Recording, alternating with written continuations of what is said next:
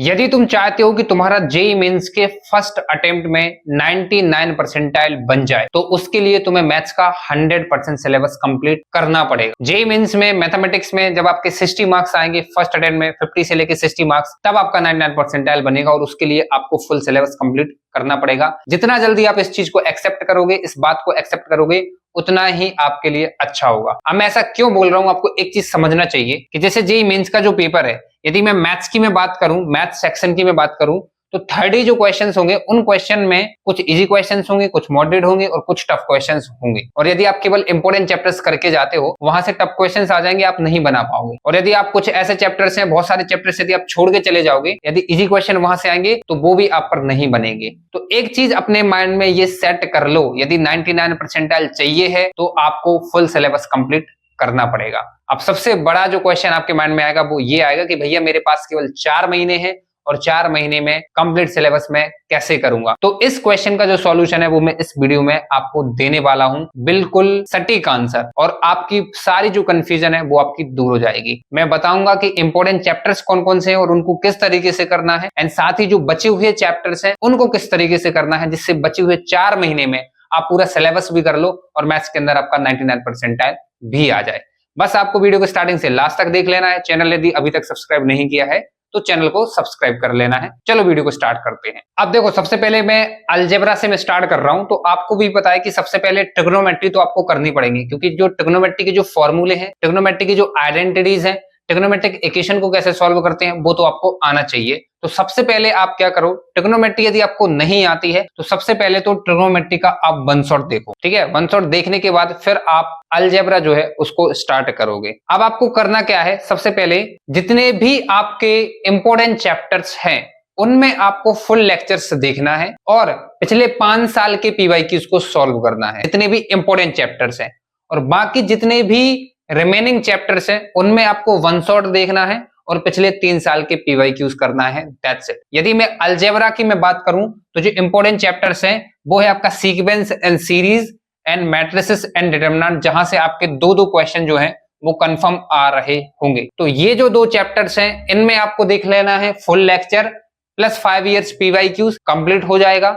बाकी ये जो चैप्टर्स बचते हैं जिसमें quadratic equation, binomial theorem, PNC, probability, complex number and statistics, इसमें आप वन शॉट देख सकते हो और पिछले 3 साल के जो पीवाईक्यूज हैं वो आप यदि सॉल्व करते हो तो ये भी आपके काफी अच्छे तरीके से तैयार हो जाएंगे। अब बात ये आती है कि वन शॉट आपको कहां से देखना है, तो वो आपको देखना है वाउंसबेक सीरीज में निशांत बोरा सर के। पर्सनली मैंने उनके देखे इसलिए मैं कह सकता हूं those are best one shots. बाकी आप मंजिल सीरीज से भी देख सकते हो। अब एक और इंपॉर्टेंट चीज ये आती है कि यदि आपको कॉम्प्लेक्स नंबर और प्रोबेबिलिटी छोड़ना है तो आप छोड़ सकते हो, कोई दिक्कत नहीं है।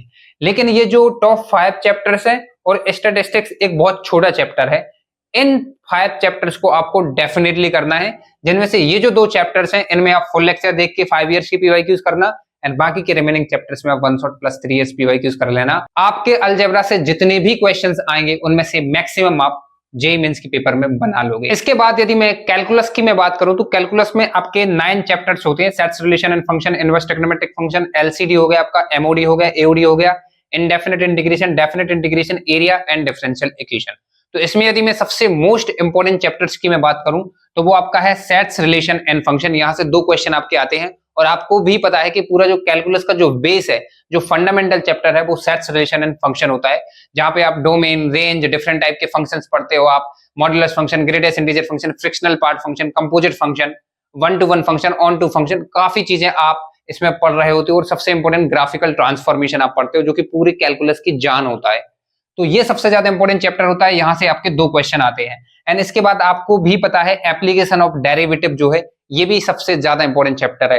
एंड इसके बाद जो डेफिनेट इंटीग्रेशन है यहां से 2 क्वेश्चन आपके आ रहे होंगे। एंड इसके बाद जो डिफरेंशियल इक्वेशन है यहां से भी आपके मोस्टली चांसेस है कि 2 क्वेश्चन आपके आएंगे। तो ये जो 4 चैप्टर है, sets, relation and function, application of derivative, definite integration and differential equation, ये आपके सबसे ज्यादा इंपॉर्टेंट चैप्टर्स हैं।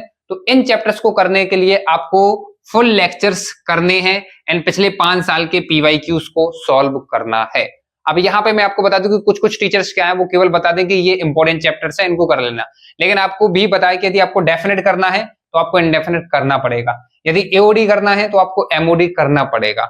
यदि आपको डिफरेंशियल इक्वेशन करना है तो आपको ये पूरा इंटीग्रेशन जो है वो पढ़ना पड़ेगा।